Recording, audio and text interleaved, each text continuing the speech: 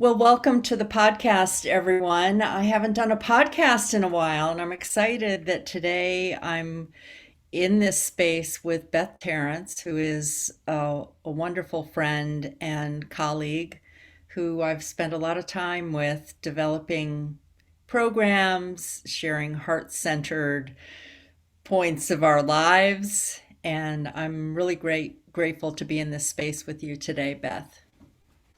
Thank you. Yeah, I'm so happy to be here with you and really looking forward to our collaboration in March for 31 days of self-compassion, a journey through writing and restorative practices.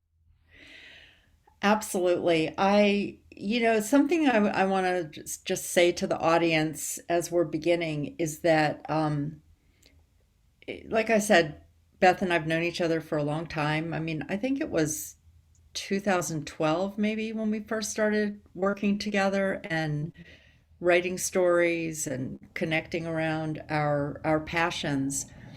But something that's been happening in the background is that we decided to co-lead this 31 days of self-compassion, which we've done. We've had our 31 days or 30 days before, but this time it was, what was it that we really felt in our hearts was the topic for this time, this year, on this planet.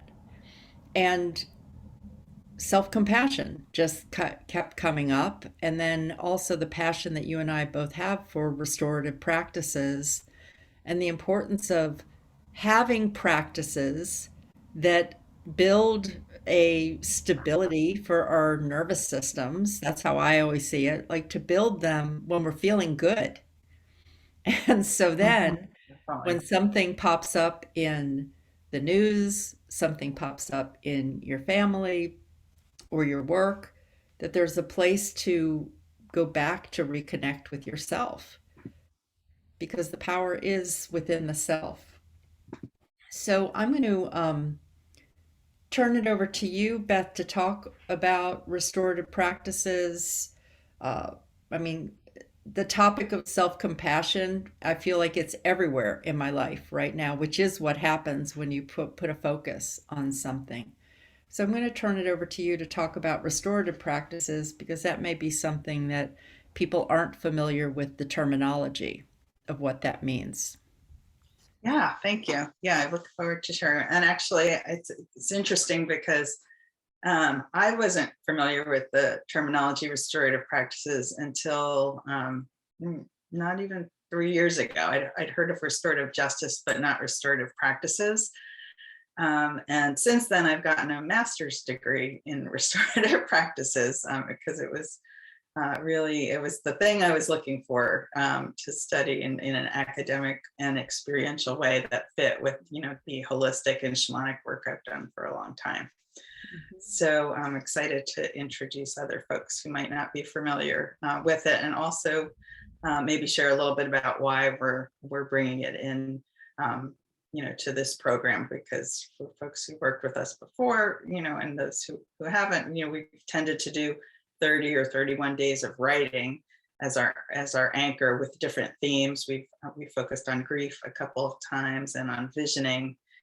And as Andrea, you shared, we're just both feeling like the importance of cultivating compassion and in our world today and in our lives and relationships, and that starts with self-compassion. So we're adding restorative practices to sort of the structure or foundation of our program. Although um, we'll actually we actually have already been doing it. So I'll share a little bit more as I introduce it.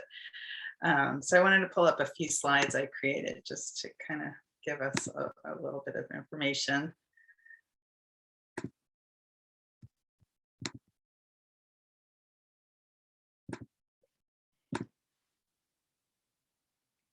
Okay, so exploring restorative practices is really, it's, as you can see from this image, it's about connection. And so restorative practices is an emerging social science, which is something, again, I just learned a few years ago. that studies how to strengthen relationships between individuals as well as social connections within communities. So it's a science about relationships and community, and connection is really at the heart of it. And my background has been in holistic and shamanic healing, which is also very much about connection. When we think about holistic, body, mind, emotion, spirit, and that integration of all of those parts.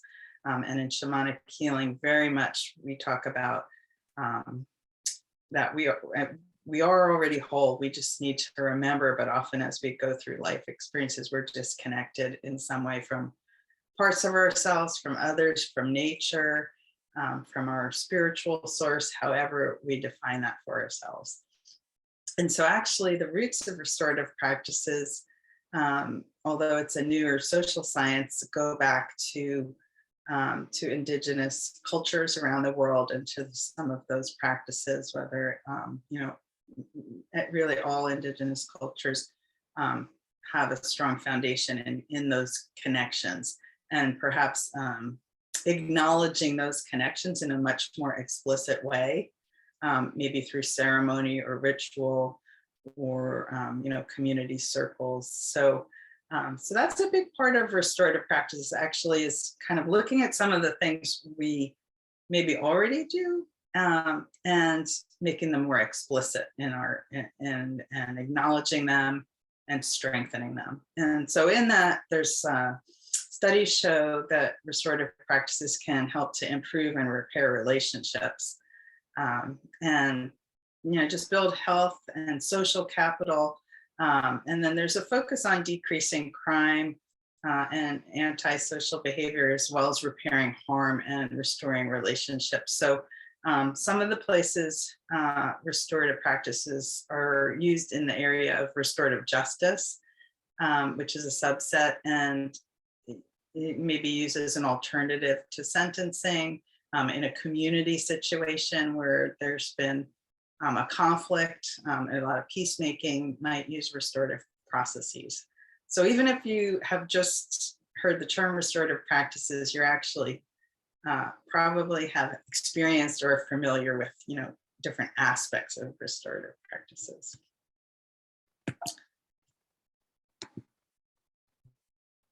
Get this slide to go. So I just wanted to share this restorative practices continuum is part of the frameworks of restorative practices, and we talk about like informal to formal range. So my introduction to restorative practices was very much, before I knew it as a social science, was through circles, through different healing circles, and participating in ceremony and ritual in different spiritual traditions, some Native American, and other things like my Sufi practices, as well as a lot of different healing modalities might use a circle to come together in community and support a person in healing. And that's something that really originates. So I always view, although it's kind of at the farther end, but sort of near the middle, I view circles as kind of the heart of restorative practices. And but there's a range of practices, so I just wanted to share that. And as I mentioned, the restorative justice, that's sort of the more formal end of the continuum. And towards the informal end, they talk about affective statements and questions. So that's really using feeling language, really being authentic with our feelings, what we're experiencing. And that's something in our program we're always using, in our writing prompts, we use reflections and questions to really get in touch with what we're feeling and share with one another. And then small impromptu conversations can be a part of that. So actually, and Andrea and I have talked about this quite a bit, even though we didn't have the language for restorative practices, it's certainly been at the heart of many of the programs we've done together, and through Heal My Voice program, which Andrea has led for many years. Circles have always been an integral part of it in terms of bringing people together to connect and to share what's on their hearts. and allow their voices to be, a part of the community.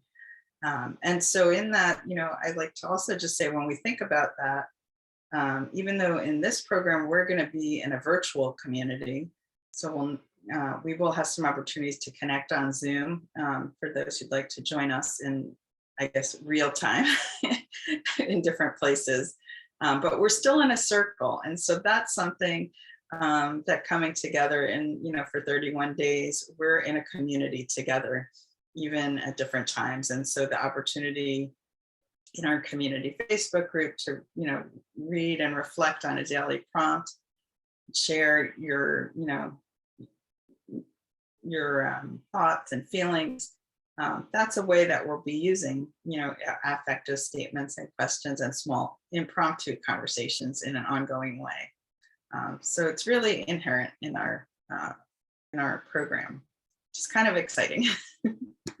So in terms of just why we added restorative practices, in addition to writing as part and reflection as part of our program, again, with this idea of being more explicit in our practices about particularly connection and belonging. And so that's something I always say, and it's not just me, but I know, especially coming from my shamanic roots, that disconnection, is perhaps the greatest disease of our time. And that's something that, has gotten only exasperated in the last 2 years since the pandemic. So, but even before that, living in our modern culture, and just the way, we are just so busy and there's technology that it's so easy to be disconnected, and to actually create connection needs to be something that we do make more explicit, that we need to choose to cultivate that connection. And that's with ourselves, others, community, and the world we're a part of. So that's really why we've chosen to bring in restorative practices and to name it as a basis for something we've already been doing. And then that integration with self-compassion, which again, and we'll talk more about it as we go through, and in our introduction to the program, we talked about some of the benefits that, again, we live in a time where science meets spirituality, and that's kind of what's happened with restorative practices, is that something that's been around, for millennia as a spiritual and a cultural practice is now developed into a science and a social science where there can be studies of how it works. And so that's really the same with self-compassion. There's so much research on compassion and meditation practices related to that, and how it supports us on all levels: body, mind, emotion, and spirit. And so when we think about that, building our self-compassion, we are building our sense of connection, building resilience and well-being, and our ability to care for ourselves, which is a foundation we need to be connected and in relationship with others. So and then just the last thing I wanted to say, and I feel really strongly about this as a shamanic practitioner, a holistic practitioner, and a restorative practitioner, is that, and as a human being, I guess I'll say, living on Earth in 2022, perhaps always, but I think definitely now we live in such challenging times, that having the capacity to know and guide ourselves is essential. It's essential part of self-compassion and restorative practices, and just being able to kind of be in the world today and be and to flow in a way that we can feel connection with ourselves, with others that we're in relationship with, our communities, and the world. So hopefully, and actually, I'm sure that bringing these two together can only help to strengthen our foundation. So, I really do hope you'll join us and come and explore with us as we journey through self-compassion. I'm going to close this share. Hang on. Okay. Beth, thanks so much for going through that. It is something that we talked about really giving a foundation of this languaging of restorative practices, and then by bringing in different practices to demonstrate and show that. I wanted to say to the audience, I know that over the years, because Beth and I love writing so much and have found the power of uh, gaining self awareness, um, developing self love, having understanding about things, that writing has, I know, really benefited both of us. And I want to say, for anyone who's joining us who doesn't really feel like you're a writer, there are different ways to use what we call the reflections, and they're questions. You could read the writing prompt and ask yourself a question and then go for a walk or hop in the shower. I mean, I've gotten so many answers to questions just by taking a shower, um, sitting in meditation.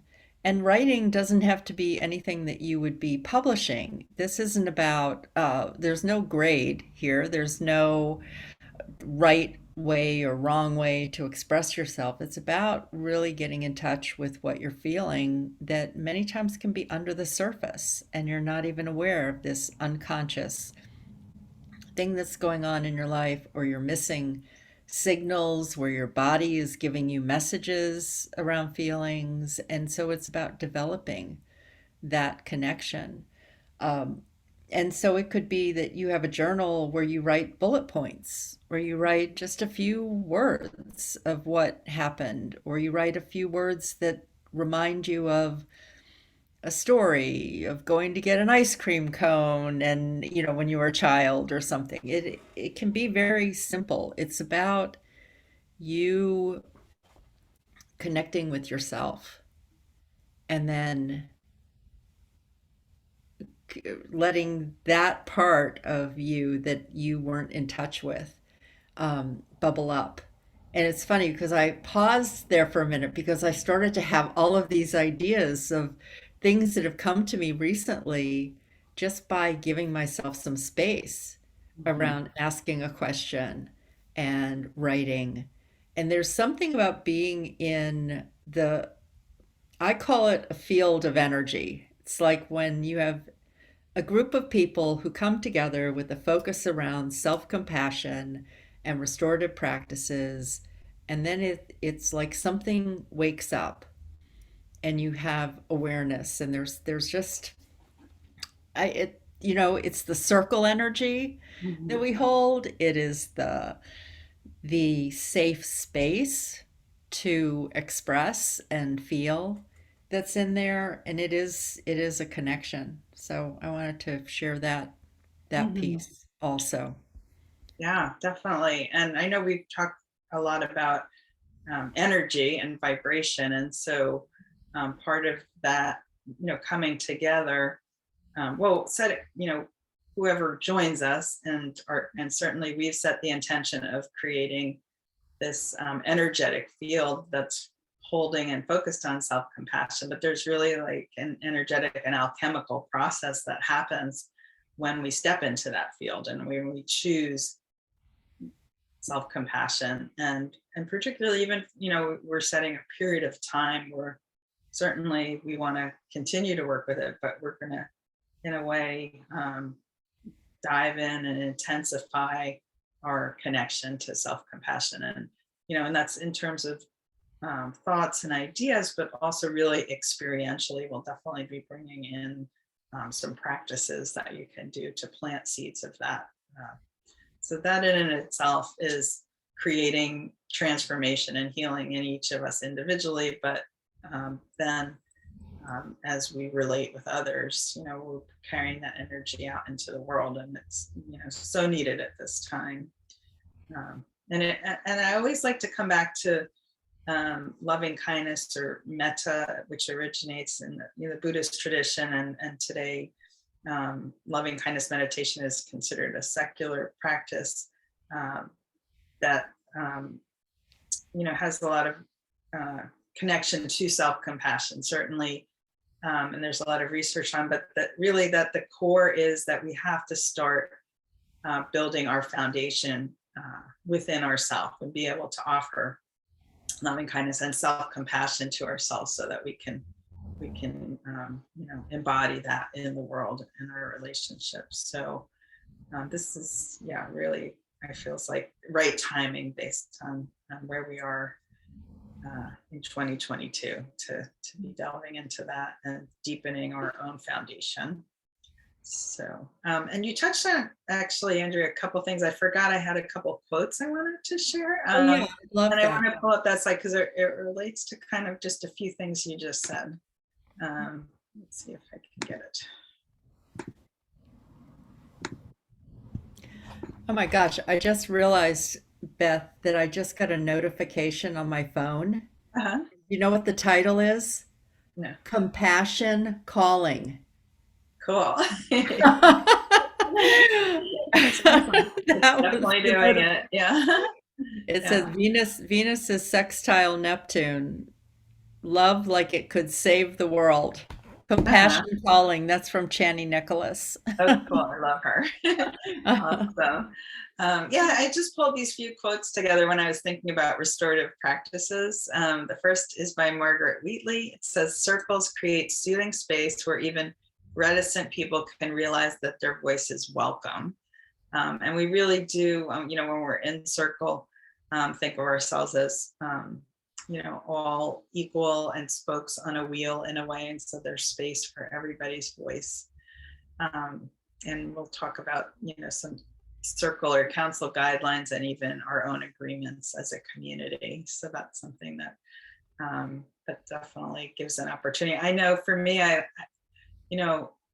based on my life experiences and particularly childhood trauma, like I had a hard time finding my voice. And when I first entered into different healing circles, and it did take some time, but it was the first time I felt held in a way that I could begin to really share my voice. So to me, that's something that is really very sacred. So, and I know when I first met Andrea back in, you said 2012, I think, and I came in to heal my voice, that was a real challenge for me back then, even in terms of particularly a community of women. And it was interesting and beautiful to reflect as we led a co-vision group this last year, that how much growth has come just from participating in those circles for me and in reclaiming my voice and being able to share it. So very potent.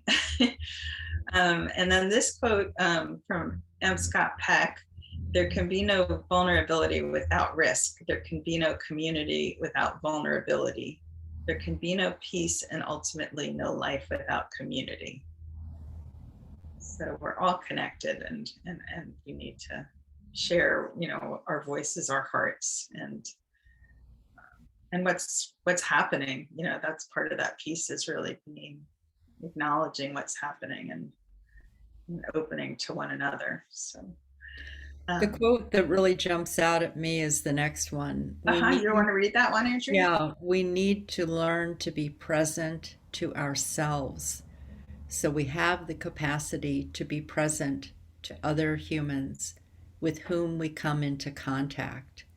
Like, that's the point of this 31 days, is learning to be present to ourselves so that we have the capacity to be present to other humans.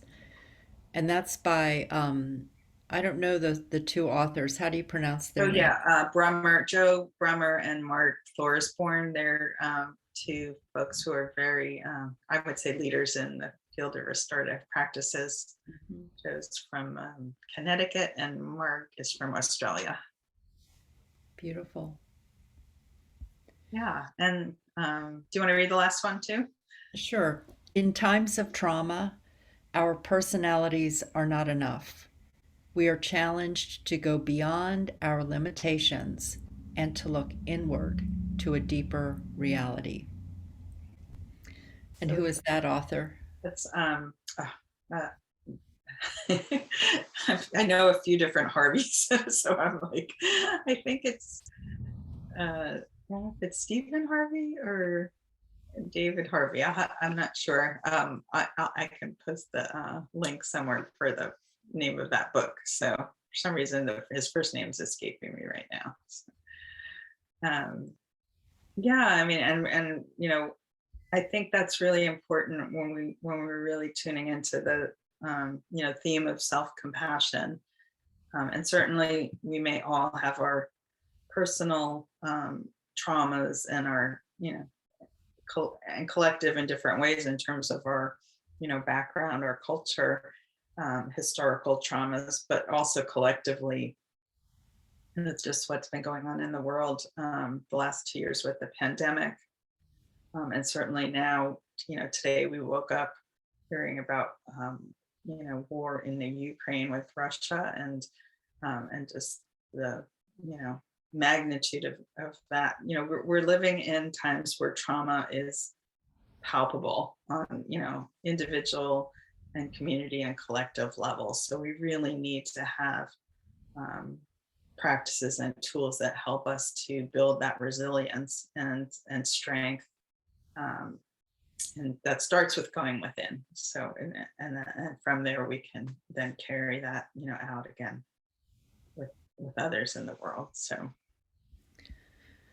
I was reminded today, I was listening to an interview with Brene Brown about leadership. And so there would be, someone might come into this 31 days because they've become aware of some trauma that has surfaced and they want to do some healing around that with the practices, restorative practices, and self compassion. But there are other reasons, and that is because you want to be a better leader. And Brene Brown was talking about 4 qualities of leadership that came out of her research, 10 years of research. And it was the ability to rumble with vulnerability.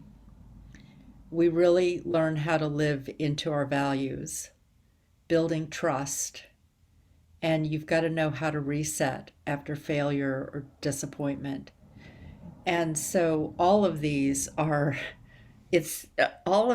have to do with turning within to build the strength within yourself, self-compassion, and then bringing that leadership. So I just wanted to say that sometimes I know that you and I are so committed to helping people heal from trauma, loss, grief, restoration of this part of ourselves. And then it's so that we live fuller lives, so that we can bring that out into the world. But going within is the first place. A friend of mine went through a breakup, a love relationship back in November, and something she and I have talked about is some of the simple ways that before getting on a work call, even of ways of focusing in on herself. And the other day we were talking about some of the practices of just holding yourself for a moment, and both of us automatically went into putting both of our hands on our hearts.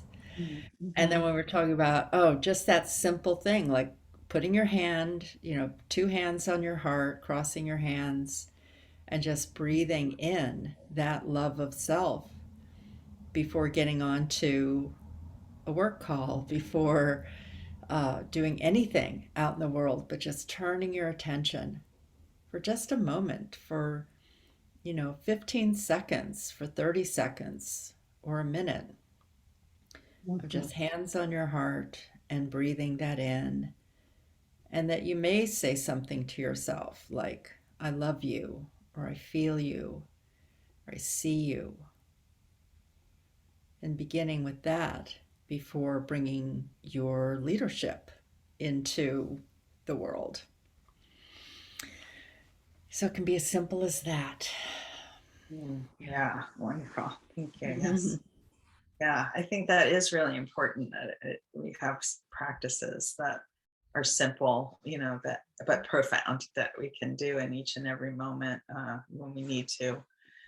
I know one of the things um, we have been kind of talking about a little bit is the idea of emotional regulation, and really, having that ability to cope with stress in a way that's fluid and flexible and adaptive. And I think that's a big part, of what self-compassion can offer us, and compassion practices, can be. There's certainly many different ways to practice it, and we're going to explore that. But yeah, to help create that foundation. Well, I know we're winding up our time here, Beth. Is there anything else that you wanted to speak into our time together? I mean, I know that you and I will be doing other podcasts and bringing some practices and ways that people can connect either through the podcast or on YouTube with us. And I'll have all of those links are all in the comment in the description of the show for anyone who wants to know more about that. But is there anything that you want to share today? I don't know how we are on time. I was going to maybe do a little practice around, a short practice around the circle of loving beings, if we have a few minutes. Sure, Yeah. absolutely. Okay. Yeah. All right. So I when I was sharing about restorative practices and our work with circles, we often tend to think of the outer circle. That is an outer circle. We're connecting with people outside of ourselves, whether in person or virtually, or circles that we're a part of. Um, but through loving kindness meditation, um, or metta meditation, which is Buddhist practice, the beginning of that practice starts with cultivating our own foundation for loving kindness and compassion. And there's a practice called the circle of loving beings, which is a way to do that. So in that way, it's creating connection in an inner way. And I think that's sort of one of the threads that runs through compassion and restorative practices. So I just wanted to give us a few minutes to do that.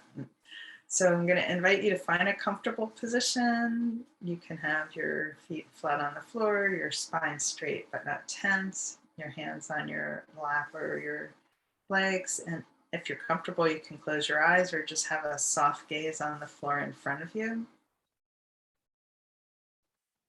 And just taking a few deeper breaths, breathing in for a count of 5 and out for a count of 5. Letting your body and your mind just settle into this moment.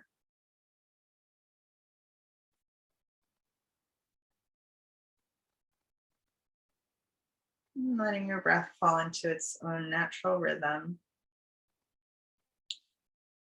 And so we'll just begin to create our own personal circle of loving beings today, maybe with 3 beings. You can expand this in the future. So I'd like you to call into your circle someone who you really feel a deep sense of unconditional love or compassion from. When you just think of them, your heart lights up. It's really positive feelings, no mixed feelings. Sometimes for me, it's my grandma Clara. It can be a family member, a good friend. For some people, if they don't have a person, it's an animal, maybe your pet, your dog, or your cat. And if for some reason even you don't feel that person, it can be a place in nature that you feel just really connects with your heart, and you feel this unconditional love and compassion in relation to. So choose one being to begin with. Just imagine they're sitting in front of you. There's a connection from your heart to their heart.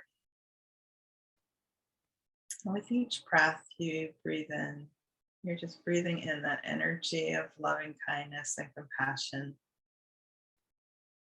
Comes into your body, flows down all the way to the soles of your feet, through your arms and fingers, up into your torso and your neck and head. And as you breathe out, it begins to surround and envelop you. It's continuing to really breathe in and feel this heart connection from this loving being.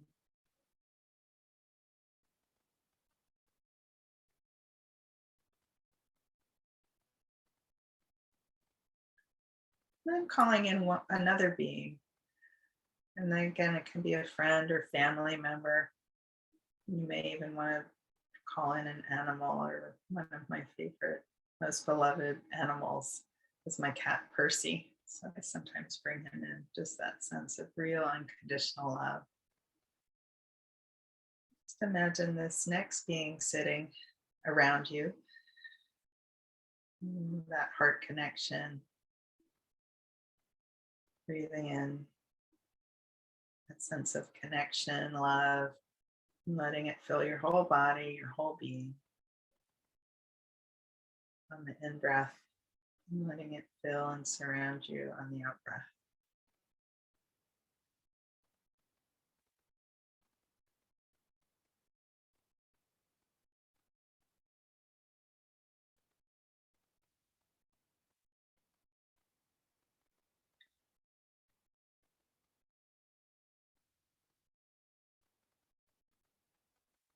Then calling in one more being, and this may be a being that is, again, someone you know personally, or a place in nature where you just feel that deep sense of connection. But it can also be a universal being, someone you really relate to, who you feel embodies compassion and unconditional love. You know, for some people, it's related to their spiritual tradition or religious beliefs. Maybe the Dalai Lama or Mother Teresa, even someone who embodied peace like Gandhi. So thinking of, again, it can be a personal being or a universal being who inspires you and it ignites that unconditional love. And imagine they're sitting near you, and now you're sitting in a circle of these three loving beings. But as you connect with this third being, just again, making that heart connection, breathing in that energy of compassion, love, in breath, letting it fill you, filling every atom and cell, your being, and enveloping you on your out breath.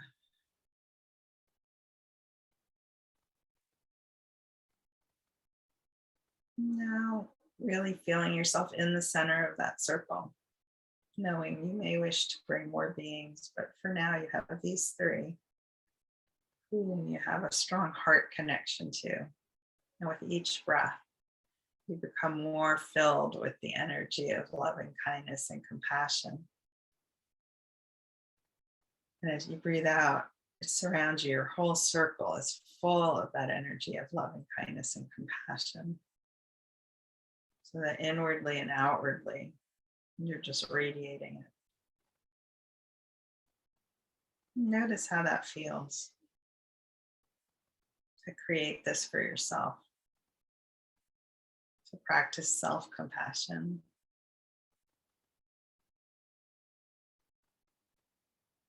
Connection.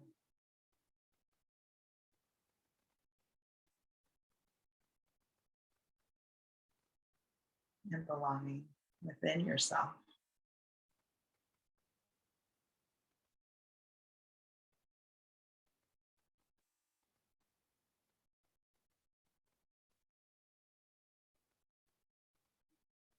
And so as we are coming back, I'll invite you to take some deeper breaths, just feeling your body. You might want to move your hands and feet. Let's just ask that any seeds of compassion we've planted in ourselves today radiate out into the world, wherever they need to go.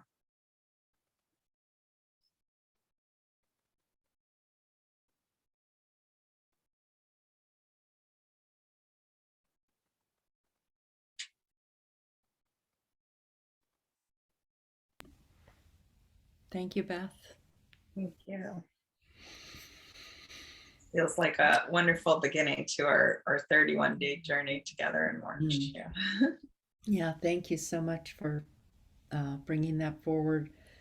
I want to shine a light on something you said in the end, and that is that any seeds of compassion we have cultivated within ourselves to be radiated out into the world. And I want to say to any of the listeners who are hesitant about putting yourself first with self compassion and all, is to recognize that the focus on the self builds something within you so that you have more capacity to radiate that out into the world.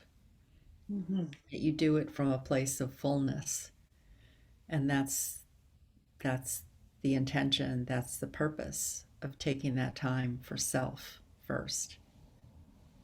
Yeah. Yes. Yeah. So anything else that you want to say? Any parting words? No, I think we covered a lot. I feel we did too, but Yeah. I'm always, it's always important to me that everyone speak what they want to speak when we're Yeah. together Yeah. to Yeah. I make, guess with what you just shared, just the one thing related to that, is that, in a lot of spiritual traditions, there's the concept of like returning to the well, to fill ourselves. And that is part of why, again, we chose this focus on self-compassion, because even if you've had a practice of loving kindness or metta or self-compassion, or other spiritual practice, the challenging times that we live in require that we really deepen that, and keep coming back to fill that well, Mhm. so that we can feel, peace within ourselves, but also, carry that into our relationships, and hopefully spread it in our world. So that's definitely a big part of our intention, and why we even chose self-compassion rather than compassion overall as our anchor, although the two are obviously interconnected. So, but to really reinforce that idea of building that foundation within. Absolutely. Well, thank you for the conversation and thank you for collaborating so that we're going to have a wonderful journey together, I know, in this time. And so, for anyone who wants to join us, just the links to sign up are in the description here. And yeah, tune into the energy. So, thanks for listening, everyone. And we'll see you another time. Bye bye Thanks now. so much. Bye bye.